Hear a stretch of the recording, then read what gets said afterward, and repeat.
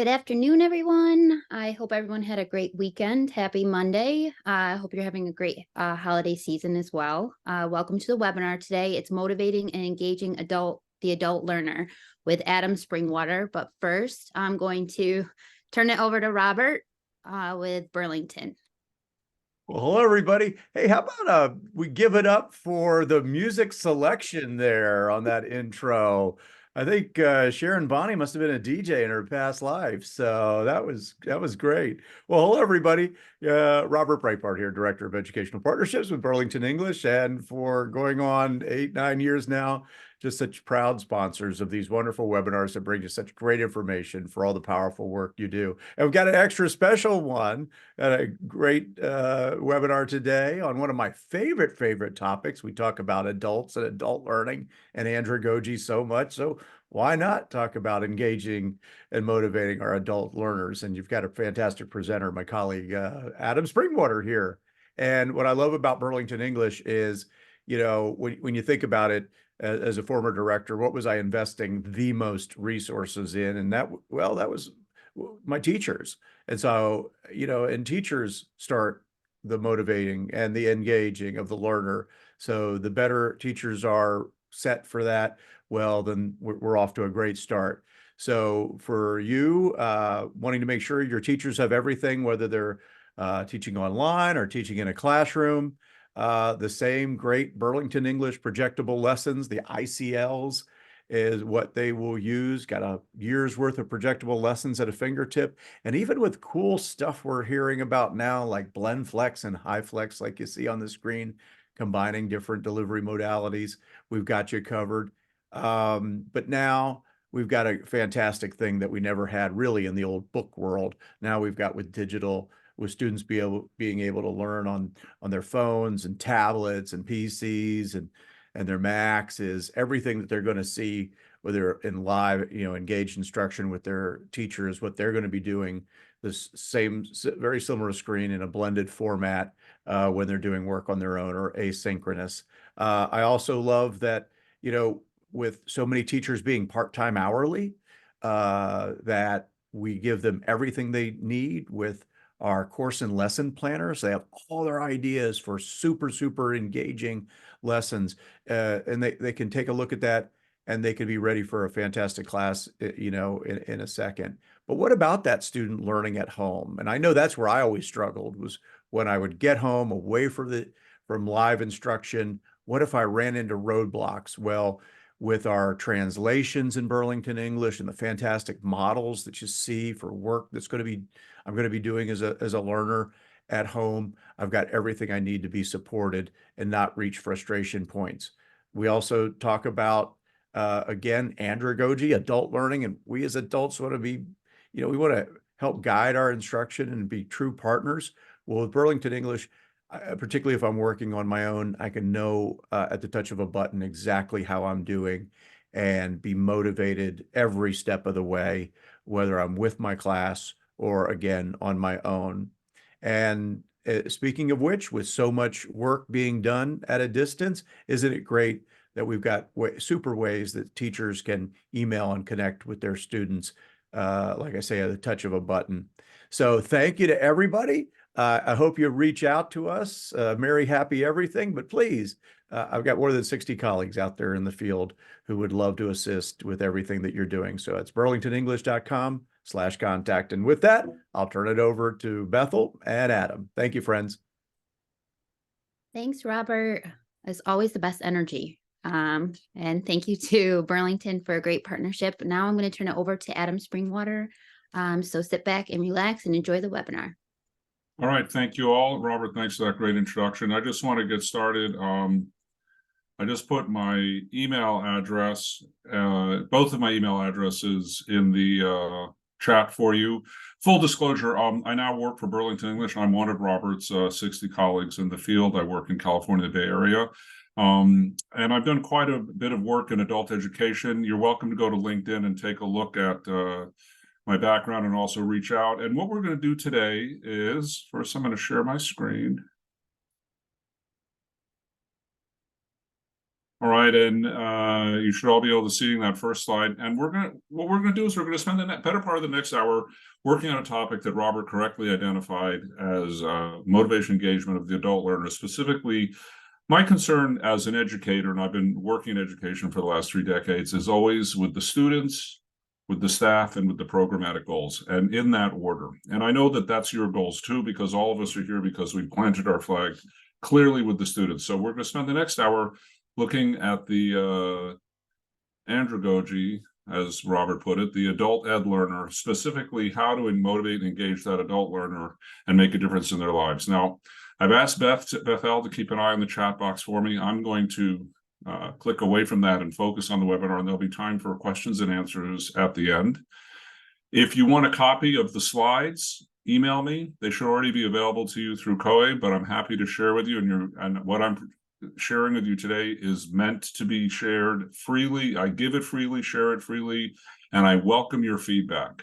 Now, as we get started, one of the things I want to remind everyone is one of my favorite quotes. It's from Bruce Lee. He said, "The man who injures me most is the one who wastes my time." So my goal today is to not waste your time. What I'm hoping is at the end of this hour, you look back and that there's been at least one nugget, hopefully more than one nugget, some insight that you feel is going to help you make a difference with your program and with your students today. So let's see how I do. I'll be checking in with you at the end of the webinar to see how I did. So keep in mind that we're all looking forward to being together in Nashville next March. I hope to see you there. The last COE presentation was great. I met with many of you. I saw some of the names flashing through the chat box. It's great to see my colleagues from around the country. And COE does just important work. I do a lot of work with CCAE here in the state of California, but COE as a national organization provides such a great umbrella for all of us in the adult education world.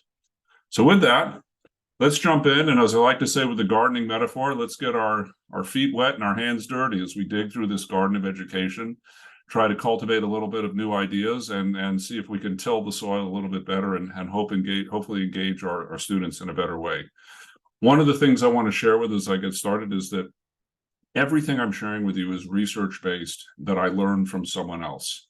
Except for my anecdotal stories, those are mine. I get to own those, but these are all tips and insights that came from my undergraduate and graduate work and with working in the field.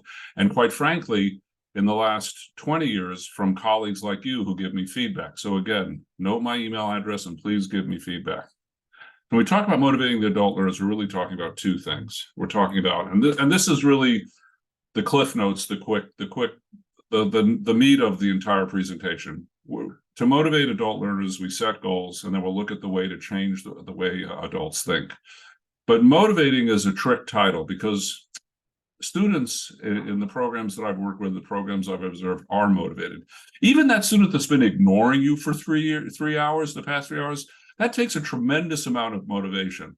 But what we're really talking about is engagement. So when you talk about motivating the adult learner, what I really like to shift to kind of a bait and switch, but shift the focus from motivation to engagement. And what we're going to really focus on today is how do you engage the adult learner? How do you motivate them to channel that motivation into engagement, into the scope and sequence or the academic goals, the programmatic goals that you have for your program? So it's not that big a secret. And like I said, everything I'm sharing with you is something someone else taught me. It's really setting goals. That's the not so secret sauce to success. Our greatest weakness lies in giving up. The most certain way to succeed is always to try just one more time. So when you set a goal, setting goals is great, but if you don't set a goal without a plan, it's just a wish. I had a student who had a goal. He said, "Yes, Mr. Springwater, I have a goal. My goal is to build my mom a house back in Nayarit, which was the province of Mexico his family was from. I want to build my mom a house." I said, "That's great. What's your plan for that?" He said, "Oh, I've got a plan too, Mr. Springwater. My plan is I buy a lottery ticket every Friday." Now, some of us may be chuckling, but this was this young man's sincere plan. He thought he had a plan, and his name was Victor. I said, "Victor, we're going to work on that. I like your goal. Providing for your family, providing for yourself and your family is a great goal, but let's work on your plan." But in order to work on plans, we have to do something that's very old-fashioned. Again, back to the basics. working with, you got to get out a pen and paper, and my two favorite drugs, coffee and chocolate. They're not required, but they certainly are recommended, and write things down. So one of the first nugget that I want to share with you is that when you're setting goals with the students and you're coming up with a plan, having them and you physically write them out, research has been shown that leads to a higher degree of engagement, stickiness, and likelihood of success, follow through.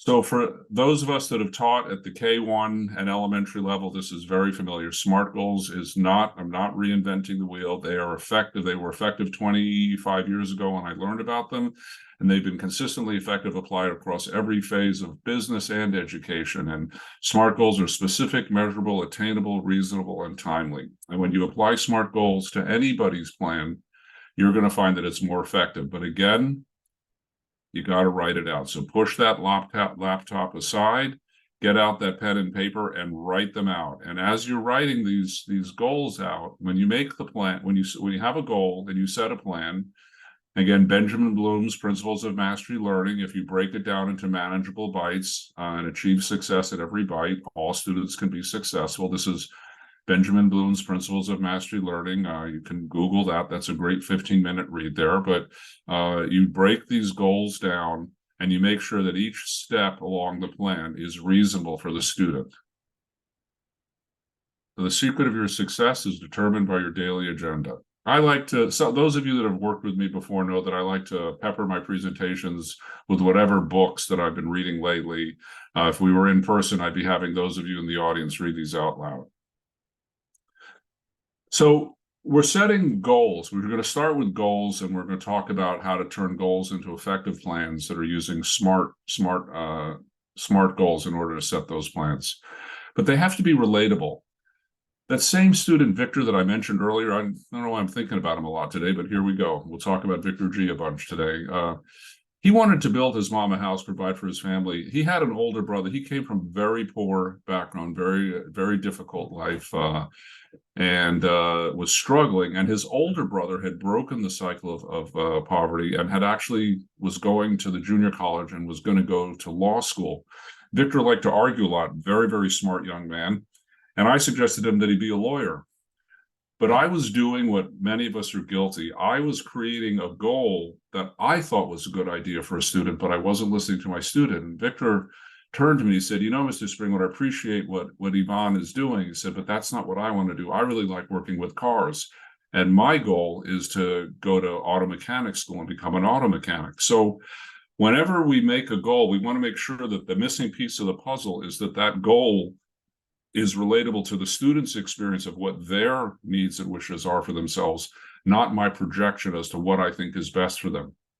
And just as a sidebar, Victor did get his high school diploma, his HSE, did go to the junior college, did get into UTI, and is now working as a Volvo Mercedes diesel mechanic, doing better than his brother, who was the lawyer. So you just don't know how these things turn out. But the important thing is to always have that missing piece of the puzzle be there, which is that the goals are relatable to the student and the student's own vision of what is best for them.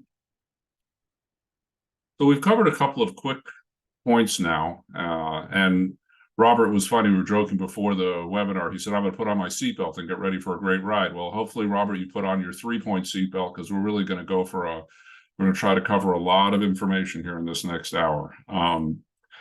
So one of the things that I used to say a lot, I'll raise my hand, guilty as charged, change. I used to use this word quite a lot with my students. You got to change your attitude.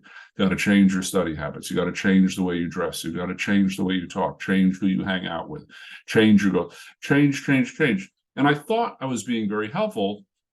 And, you know, perhaps at one level I was, but what many people don't realize is when you use that word change triggers uncertainty and can cause a lot of fear and insecurity about what's going to happen, because change involves instability and uncertainty. And for many of the adult ed students who are struggling to both juggle real life responsibilities as well as their education, they're already not in the regular K-12 matriculation. So they're struggling. And that word change can be very intimidating. And in fact, in many cases, I found that they would smile and nod, but not really find the strength, the follow through to do it. So there's a word, a psychologist I work with said there's a better word to use than change. So here's another little nugget for us to use, and that is improve. So it's not change your attitude, it's improve your attitude.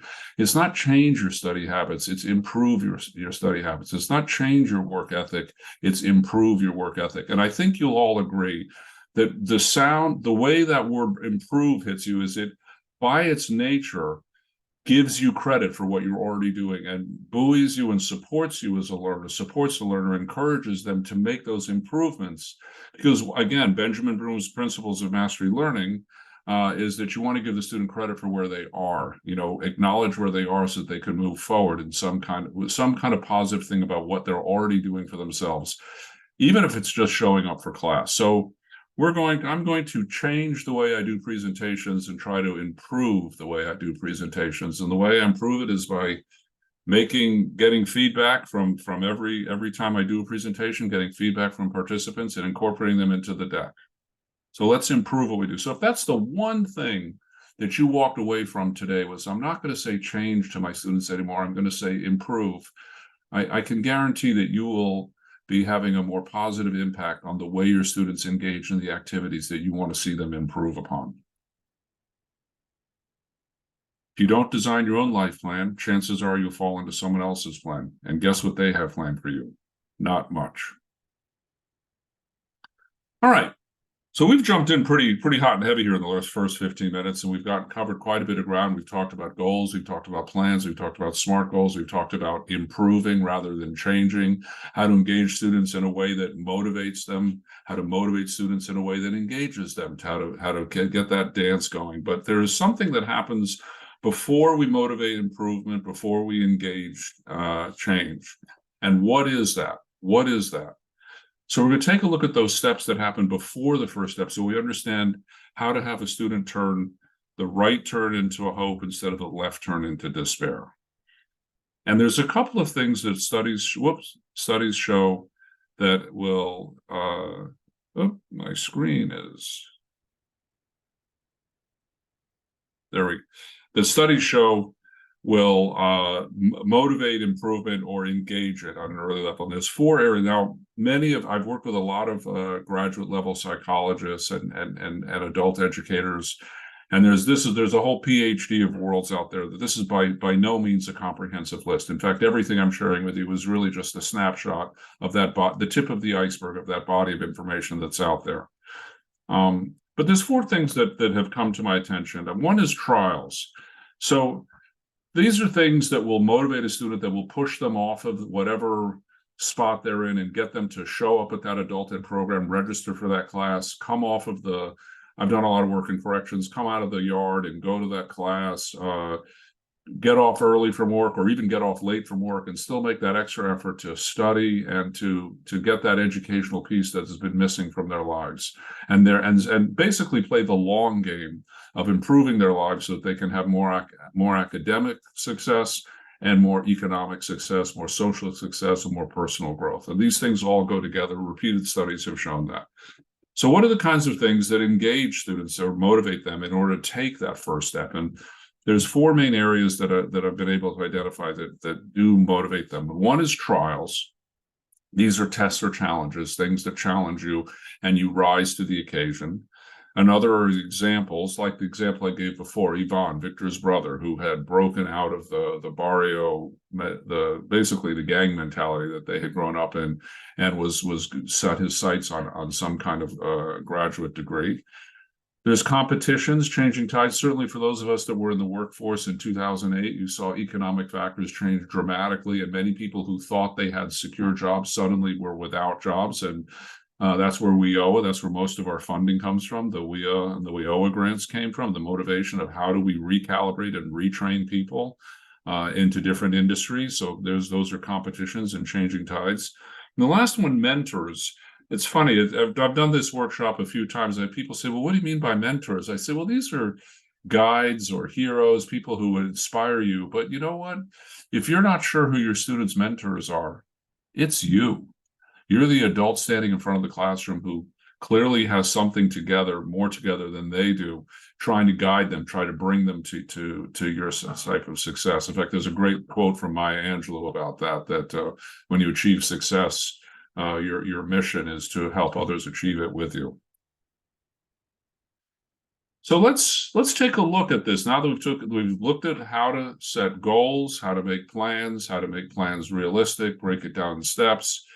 We've looked at what comes before that motivation, how to engage that motivation.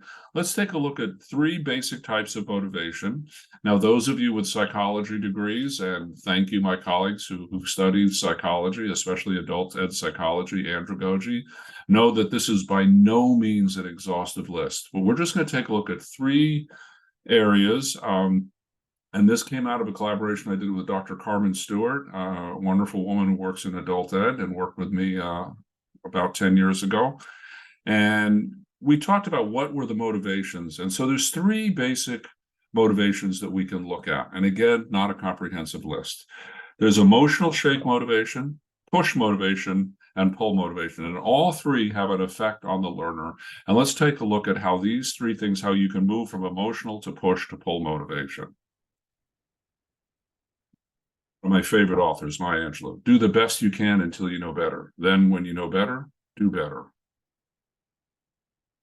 So emotional shake motivation. This is something that we're all familiar with. It's when you feel like you're between a rock and a hard place, and you hit some kind of rock bottom that dramatically impacts your perceptions. In fact, often it's your perception that you're at the end of the road when you really aren't. It's your thought that this is really, everything's going to blow up. My life's going to fall apart. I'm going off the cliff. Terrible things are going to happen that can really motivate people to leap out of that fire. And it is an intense motivator. You see it a lot, especially for those of us that have worked in correctional. I did quite a bit of work with at-risk youth and at-risk adults, both in and out of correctional facilities. But even adults who are struggling with economic woes, medical health woes, transitional woes. They move to this country, they don't speak English very well. All of these factors that can dramatically affect a person's perception of themselves, and they feel they're at the bottom, where in fact they very well may be. It will motivate people like nobody's business. It's that news story. Remember the woman who lifted the car off her baby? She had that superhuman strength. When you are motivated by fear and anxiety, you will find strength that you did not know existed. The problem with this kind of motivation is that it comes with a heck of a price tag, not just a physical, emotional price tag, but it comes with some baggage. Often people who are motivated by emotional shake motivation have a fatalistic attitude, and they use one of my least favorite phrases in the world. And it's only half of the truth. Of the half of the truth that you hear so often is people say, oh, what it is, what it is. It is what it is. Well, the second half part of that is often not repeated is, but it ain't what it ain't. So don't make things into more than they are. But there's this fatalistic attitude that comes with emotional shake motivation. Often there's a sense of not taking responsibility. That's what that is what it is attitude is. I had a young man I was working with who was serving some time at a state penitentiary, and said, well, I caught 5 to 10 years for armed robbery. I said, what do you mean you caught it? Like it was a bucket of water that fell out a window you happened to be walking under?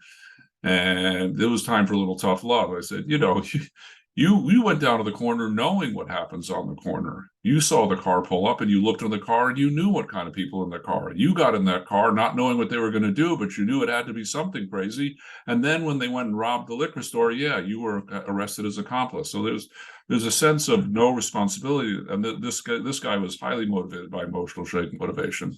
But this is true about all of us, this sense of fatalistic not responsibility. And ironically, it's often coupled with a sense of entitlement, like I'm owed something. It's like the I should buy a lottery ticket and win attitude.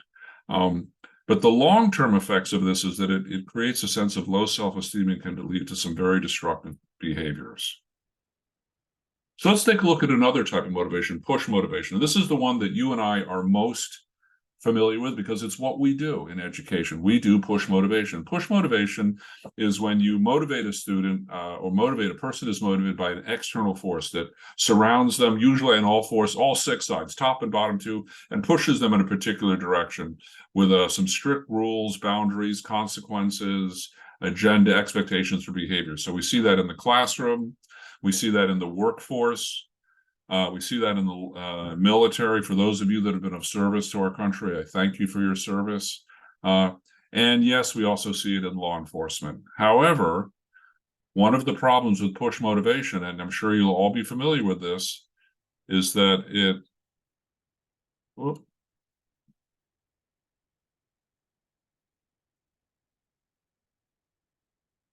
it comes with short-term massive support and negative feedback. So what I mean by that is with push motivation is that often when the person exits the program or exits the facility or exits the organization that's providing that push motivation, and they're usually not in it for a lifetime. It's usually, like in the case of the military, it's a 3 to 4 year, 2 to 4 year deployment. And you've seen this a lot. Students who are struggling with their life choices, they volunteer for the services, which can be an excellent choice for a young man or woman.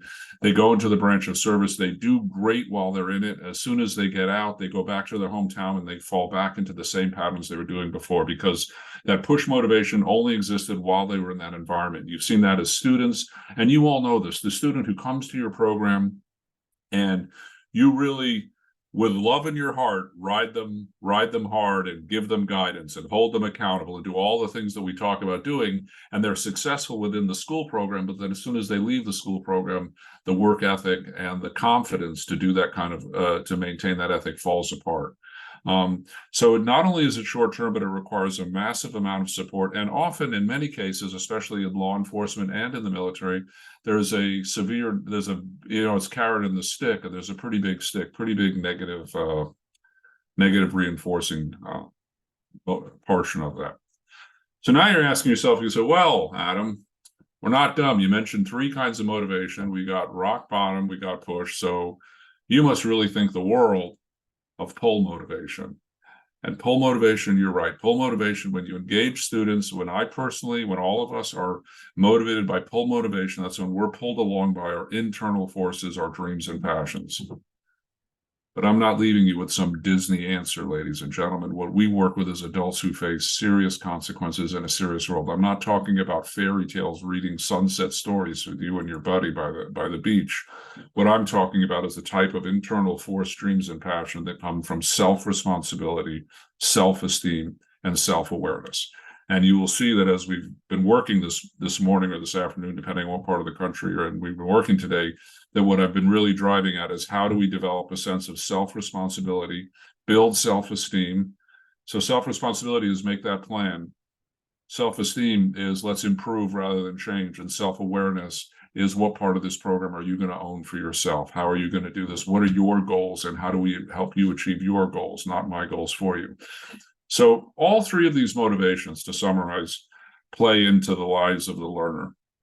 And no one is good or bad, but they have consequences. And if you look at the consequences of pull motivation are far more beneficial in the long term than push or rock bottom.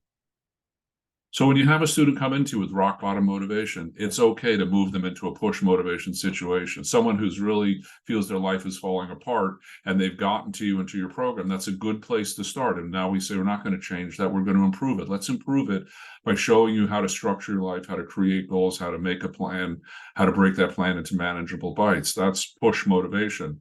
And then as we do that, let's connect that plan to your goals and your aspirations for yourself so that you can then step out into the world and make it happen for yourself. And that creates a pull motivation in the student. So hopefully that resonates with each and every one of you.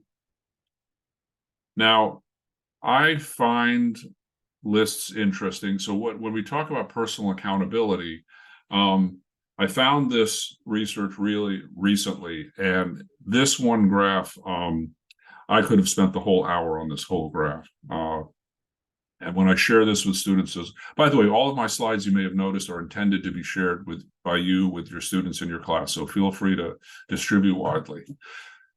So establishing clear expectations with themselves, that's all about making plans. Never make excuses or place blame. That's taking responsibility for yourself, owning your side of the street, and then taking responsibility for outcomes, both positive and negative. That's where you move from that emotional shake motivation to that push or pull motivation. telling the truth even when it doesn't serve them, because telling the truth, telling a half truth is playing the short game. Telling the truth even when it can be a hard difficulty or doesn't serve you is actually playing the long game. Because when you're truthful with others, you're more likely to be truthful with yourself. But the one that I have spent the fair amount of time over the last couple of months thinking about is, what does this one mean? Number 5 here, this embrace change as the path to excellence. So when you look at, now this is, I don't want to get hung up on words. I know that the word improve has a better feel for the students. So embrace improvement as the path to excellence, and show students that although there's some uncertainty with it, and there's certainly fear and anxiety with uncertainty, that it's actually the path to excellence. It's the path that will lead you from the place you're at to the place where you can achieve your goals. And certainly honoring commitments is an important thing. That's one of the 4 agreements. Do what you say and say what you do. To seek out positive feedback and accept negative feedback. Remember that negative feedback is an opportunity for you to improve something. So this is a good example of what we mean by personal accountability with that push-pull motivation. Out of the mountain of despair, a stone of hope. All right. Let's shift into another gear now. We've talked a lot about motivation, but motivation is great. You can get things going, but there are certain things that will murder or motivate. Take a healthy heartbeat of motivation and flatline it like nobody's business. Now, there's a lot of different things we can talk about. Again, the sociologists would be blowing up my chat box if they could. If I could read it right now. There's a lot more than envy and gratitude and patience and disconnection, but let's take a look at those 4, and let's take a look at what are those concrete actions that you can take to undo the effects of these 4 motivation murderers. And yes, there are a lot more. So you'll never reach your destination if you stop and throw stones at every dog that barks. Our great man, Winston Churchill. So when you talk about envy, you can't tell someone don't be envious. That just doesn't work. What you need to do to combat these motivation murderers is give someone an alternative, something else to do. So what you're going to find is I'm going to look at those 4 by not focusing on what they are, but focusing on what the positive action is that doesn't leave room for them in your life. So the way to combat envy is to practice finding joy and contentment. And the way you practice that is not by saying, go ahead and be happy, because that doesn't work either. The way you notice happiness and contentment, the way you can choose it, is by paying attention to your reactions to the successes and the failure of others. So we're a pretty good big group right now. There's about 200 or 300 people in this virtual classroom. If we were all given a test and everyone in the room but you passed, how would you be feeling right now? Well, you might say, I'm happy you all passed. That would be the words that would come out of your mouth, most likely, especially if you're trying to be honorable. But in your heart, you'd be jealous. Wouldn't you be a little bit envious and maybe feeling like you got the short end of the stick? And consequently, how about the rest of us? What if we had all passed and one person had failed? We'd bite, the words that come out of our mouth might be, gee, I really feel bad for you. But in your heart of hearts, wouldn't you be glad it wasn't you? There's nothing wrong with those things. You just need to acknowledge them so that you can find joy and contentment and notice your reactions to avoid that feeling of envy. Conversely, what if you were the only person that passed and everyone else failed? You'd be feeling pretty smug and superior, although the words that come out of your mouth might be, gee, I don't know how that happened. There might be some humility there. So just paying attention to these details is a great way to pay attention to reactions, and it leads to joy and contentment. Because if you focus too hard on the problem, the solution will often evade you. What do I mean by that? Well, what I mean by that is we can't say, don't be ungrateful. What we have to do is cultivate this attitude of gratitude. Now, in my work and in all of our lives now, certainly 12-step programs have taken a huge forefront, especially in the last 10 years. And I'm not here to advocate 12-step programs or not, but there is some elements of any. I'll borrow from any program that I've seen be effective with adults and adult learners. And what this attitude of gratitude, being grateful and expressing it concretely, has been shown to fight the attitude of ingratitude quite effectively. So how do you make someone grateful? You don't say, go ahead and be grateful. You say, what are you grateful for? Well, in most cases, what I'm grateful for is I woke up in a warm house. I have access to clean water. I'm going to eat at least one good meal today, and I have love in my life. And those are a simple list of gratitude that helps me fight this attitude of ingratitude, so that the other things that I might wish I had or be envious of that will sap my motivation don't have as much of a leg to stand on. A great way to do it is to make a list of gratitude, of things that you're grateful for. And if you can't make a list of categories. Well, I'm grateful for food in general, sustenance in general. A very challenging one. It's a great activity to do, and it goes back to that personal accountability slide that I showed two or three slides ago, is list your trials and find the good that came out of each one of them. That can be very challenging, especially with people who've had some serious trials. But what was it about that trial, that rock bottom experience, that propelled you to be in the place you are today, trying to improve your life, trying to improve your outcome? And if nothing else, if you don't know what else to do, if you're really having a up against the wall struggling situation, it's always good to practice literacy. Today's lesson is practicing writing a thank you card, and we'll just practice our writing activities. Work ethic is important because, unlike intelligence, athleticism, charisma, or any other natural attribute, it's a choice. So you can't tell someone to be impatient. What you can do is teach them reaping and sowing. So have that map, that plan. Focus on the current task. What are we doing right now? Yes, you want to buy your family a house, but in order to buy your family a house, you need to get into the UTI program. In order to get into the UTI truck training program, you need to have a high school diploma. In order to need a high school diploma, you need to pass the classes you dropped out of. What are you missing right now? You're missing math class. What are we working on right now? Algebra. Here's an algebra worksheet. There's 20 problems. How many have you done? 2? You've only done 2. How many do you think you can get done in the next half hour? Another 3? Let's see if you can get 3 problems done in the next half hour. Do you see what I did? I took the big plan and I brought it right down to the task at hand. And you'd be surprised. The student that's has their attention brought to bear on the task at hand will do a lot more than 2 or 3. They'll do 4 to 6, and show that when you achieve those, that you complete that worksheet, you're just much more motivated to be ready for the test. And that's that reaping and sowing. So I like to connect it always to the plan and to the goals, but also to something concrete activity that we're doing right now today. Just showing up in class on time is a concrete activity that has a very clear and physical outcome for what you're doing today. Discipline is the bridge between goals and accomplishment. So setting goals is fine, but we have to find a way to get people to move from rock bottom with some push motivation and find that pull motivation that creates discipline.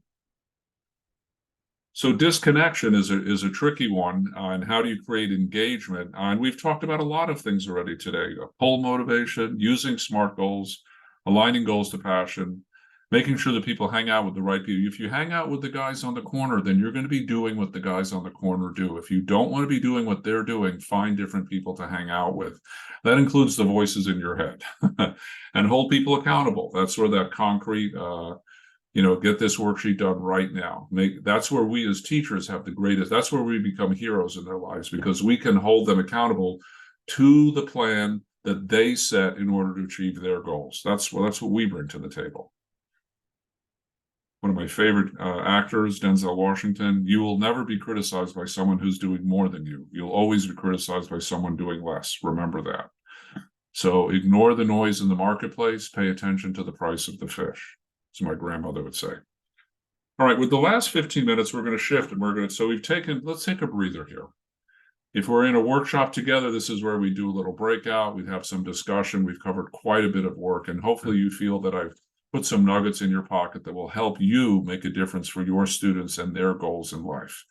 But let's take a look at some of the philosophy, the psychology behind changing, because what we're talking about is fundamental changes in thought processes, how a student, how anyone thinks about themselves, thinks about the world, and thinks about the interaction between them. So let's take a look at some of the power of educational psychology. Again, for those of you, my fellow psychology majors, yes, this is a very limited view of that, and there is much more that there's PhDs to be written on this topic. Every accomplishment starts with the decision to try. So what is it that starts that decision? Let's take a look at that little space between when you will something and you do something. What is that little space where that motivation can really play, that engagement and motivation plays such an important part? So what we're going to look at is that motivation is a factor of conscious cognitive processes. Now, this sounds tougher than it is, because really what we're saying is conscious cognitive processes. That means it doesn't happen accidentally. You do it consciously. You're thinking about it. It's thinking about thinking. You're conscious of what you're doing. It's not an accident. So there's a deliberation to what you're doing. And that's what motivation is. Motivation is a deliberate choice. It just doesn't arise spontaneously. You need to choose it. And there's three basic theories. Again, there are many theories. There are literally hundreds of theories out there, but these are three main theories that we're going to look at today. And I welcome any of you to submit information to me about other theories that you think would be a great addition to this slide deck, because that's how these things build. We learn from each other. But today we're going to wrap up by looking at self-efficacy theory, attribution theory, and self-determination theory. These three theories and how they affect motivation, and how, if we're conscious of them, we can affect that cognitive process that we can sometimes call motivation or engagement. Self-efficacy theory, or basically it's the beliefs about your ability and the role of past experience. The past experience does not define you today. It just says how you got here. And often people can feel trapped, myself included, all of us can feel trapped by the past experience and forget to understand that the past experience is not a sentence about what's going to happen tomorrow. It's simply a description of the path that brought me to the crossroads that I'm at today. And past experience will certainly affect my beliefs about my ability. That's why improve is so much more powerful than change, because my beliefs about my ability is a very fragile area. And when you try to change those things, you have to be very careful. It's a delicate part of the psyche. So what can you do with self-efficacy theory to increase your engagement? Well, give evidence. Help the students see their own strengths. That's why I love that word improve. And help them see, you have a wonderful ability to understand the type of problem that's being asked here. Let's work on your reading comprehension.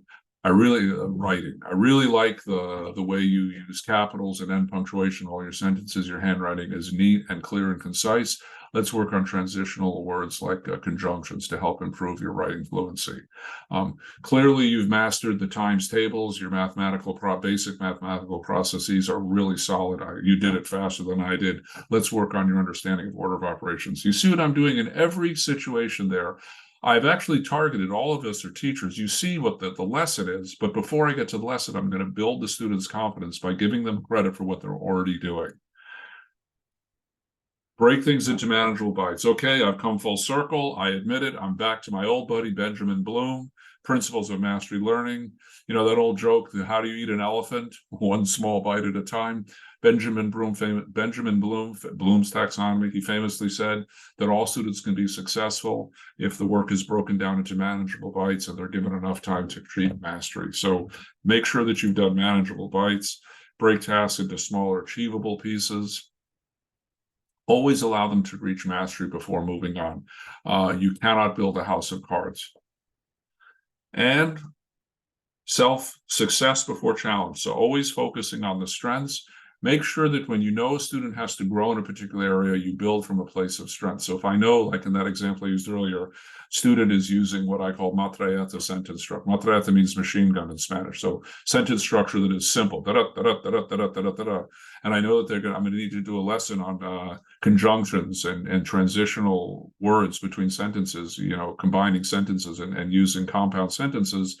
I'm not going to start with, this is repetitive writing. What I'm going to start with is, you've got great ideas I'm going to find something that is positive. If it's nothing other than, you're starting everything with capitals and ending with periods, that's great for clarity.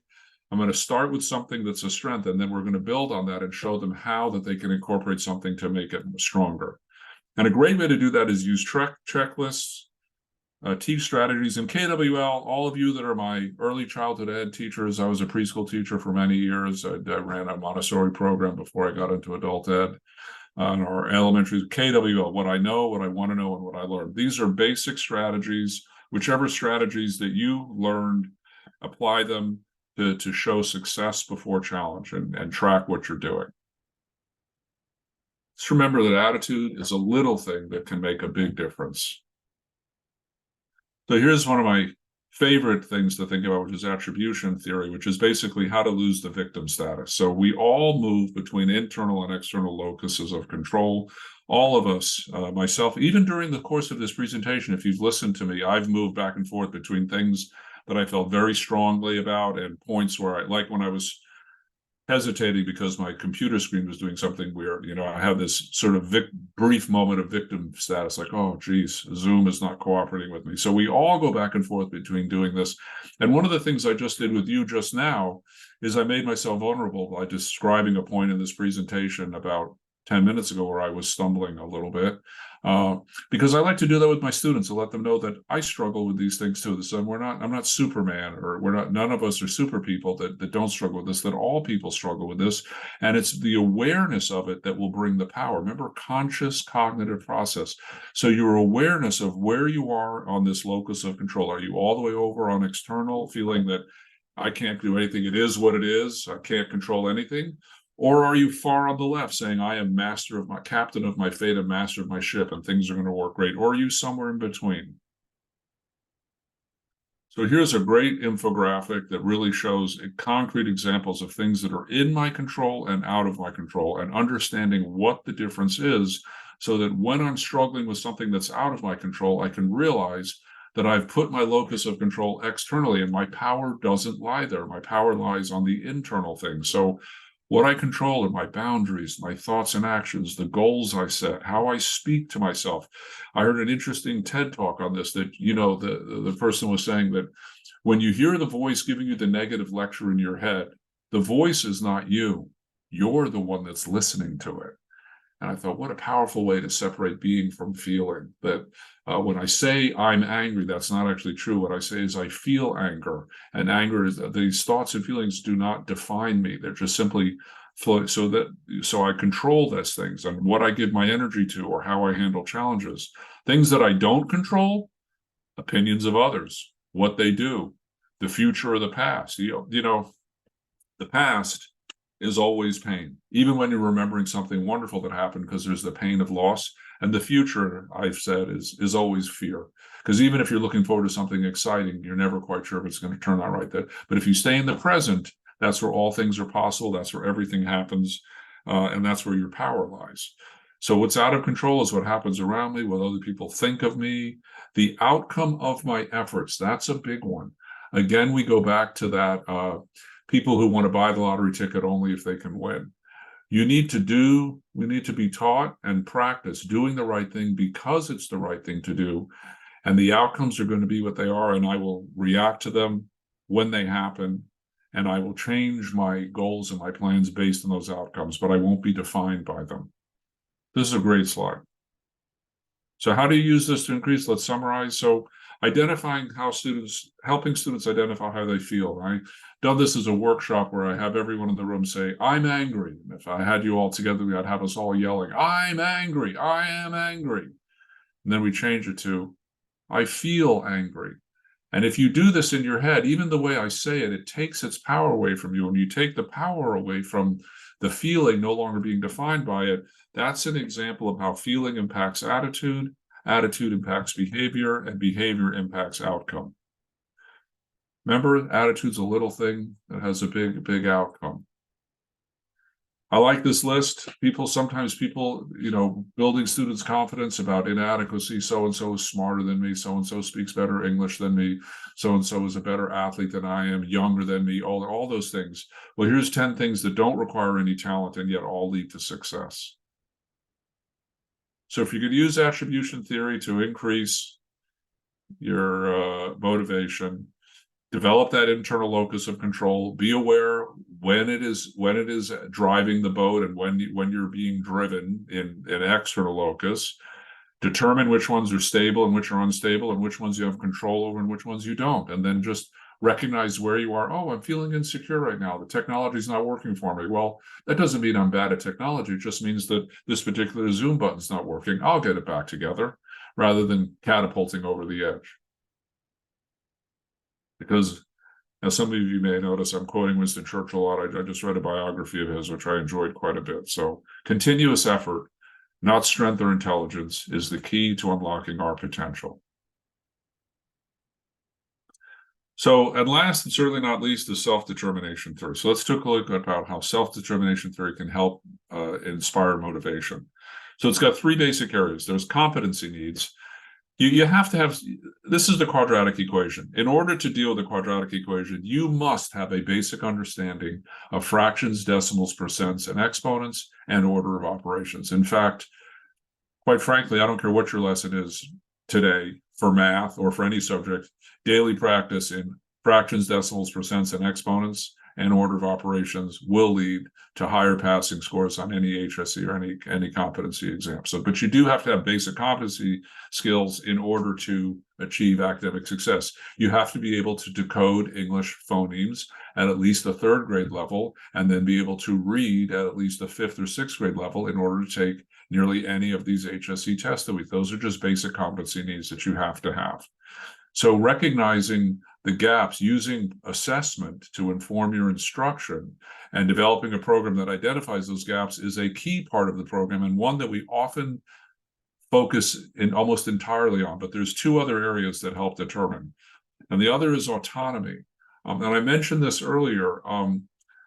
The worst thing I can do for my student is that which they can do for themselves. But it's a fine line. So you want to build students' confidence, improve on what they already know, give them tasks that are manageable, and then step back and let them manage them themselves. Even if you know it might lead to some failure and some frustration, our job as educators is to manage that for them and to help them get back to an internal locus of control when they start feeling out of control, like things are falling apart and I can't do this. But that sense of autonomy is critical in being able to make decisions for yourself. And often understated, but critical, is relationship needs. We are by nature gregarious people. That is how we are wired. And there are outliers. There are some people that are more gregarious than others. Some people are introverts or extroverts. Most people are somewhere on that continuum, that scale. But we have to consciously build a community within our classroom to help support those relationship needs. And all of these things together will help a student's self-determination improve, which again leads to greater engagement, which leads to greater motivation, which leads to achieving steps on the plan and realizing goals, which is what we're trying to do. Let's break this down. So you want to help students acquire some knowledge and skill. That's our job. We bring the big picture. I'll go back to Victor again. Victor wanted to provide for his family. Well, the big picture is, buying the lottery ticket wasn't going to do it, but breaking it down, showing him how improving his academics and getting a high school diploma and getting a skill was going to help him achieve that within the big picture, because the world wasn't going to provide it for him. So providing that knowledge and context, and this is going to change with every student individually. It'll change as their goals and plans change. And I can't stress this enough. I have been a teacher for some time now, and I feel very strongly that everything is reading comprehension. Even math is reading comprehension. In fact, I do workshops on math, reading, and writing preparation, and I feel very strongly, and researchers show. In fact, there's a study in 2012 showed that the number one reason why students get a problem wrong is not because they don't know the answer, but because they did not understand the question. And I'm sure many of you are nodding. That resonates with many of you. And so preparing students to complete literacy tasks, as in reading comprehension, is one of the best things we can do to help them achieve their goals.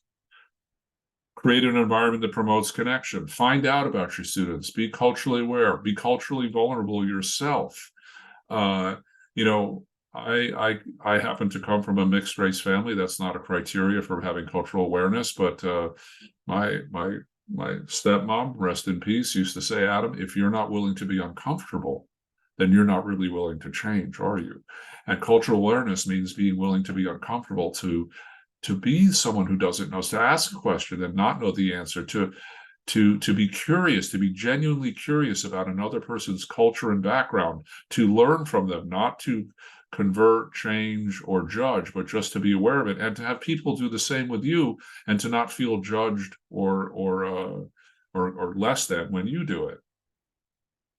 Create activities that increase partnership. All of you do this already. It's one of the back, every adult ed program. I love what we do in adult ed. Partnership activities are the backbone of our activities. and they engage the students, learn about each other, learn about themselves, and in the process move the ball down the court of their education. But remember that within that connection, we must create some sense of student autonomy, that as much as I care for you as a student, I cannot do this work for you. You need to want this more than me. You've got to want this 51%.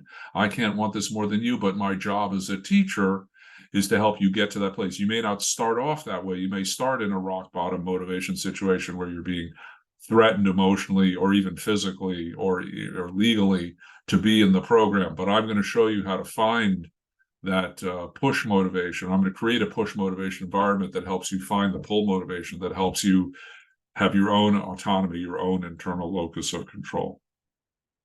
And give your students real choices with real consequences. If you don't do this paper, you're not going to be able to continue in this class. If you don't pass this, you can't move on. If you do pass this, I will recommend you. I'll write a job recommendation for you. Real consequences, real choices. So I want to close with: a difficult time can be more readily endured if we retain the conviction that our existence holds a purpose, a cause to pursue, a person to love, a goal to achieve. So I want to thank you all for your time. I really appreciate it. We have time for questions. My email is there. Please feel free to reach out. And now what I'm going to do is go look at the chat. I love all the accolades, people from around. Oh, this is wonderful. So I'm going to stop the share for a second. And Bethel, I'm going to invite you back in. I'm not sure, do we have the power to unmute people? How do we do the Q&A at this point? Why don't you manage the Q&A and you do the play-by-play and I'll do the color commentary. It's set up as a webinar, so they can raise their hand and answer anything in the chat. I know that there was one question about the presentation slides, so those will be sent to you along with the presentation. So it's sent to all attendees, so you'll get those shortly, as well as the recording. So, and if anyone wants, I'm going to put it's mcn.org, Mary Charlie Nancy, not M. And that email address, folks, is the same email address I've had for 25 years, Mendocino Coast Network. We set that up as a network for students and teachers in Mendocino. So, Michelle, how can someone become a webinar speaker? Are you asking me that question or Bethel that question? One of the ways you do it is you submit. The best way to do it is to go to COABE conference, either virtually or in person. Am I right, Bethel? And submit a web conference presentation topic. And that's the best way to get to this path. But you can also email us. You can email info@coabe.org if you have a presentation you'd like to submit and you can't make it to the conference or you missed the conference deadline. You can always send us the abstract, title, etc., and then I'll send it to our executive team and they'll be in touch with that as well. Paul, I want to thank you for that research to practice notes. That looks like a great link. I'm going to click on it and read that afterwards. I'm scrolling back through these. Any other comments or questions? By the way, everybody, Robert, we covered a lot in just a short period of time here. But I want to let everyone know is please email me your suggestions, your insights, your commentaries, topics. I'd love to add to this deck. This is a work in progress. I'm just scrolling back, Bethel. I see a lot of great comments, which is, of course, appreciate. And I want to be clear, everyone. Nothing I shared with you is anything I made up, except for my stories. Those I get. I did work with my students, but this is all a question of being part of a community of learners, which we all are. And that's what I love about COABE and going to the COABE conferences.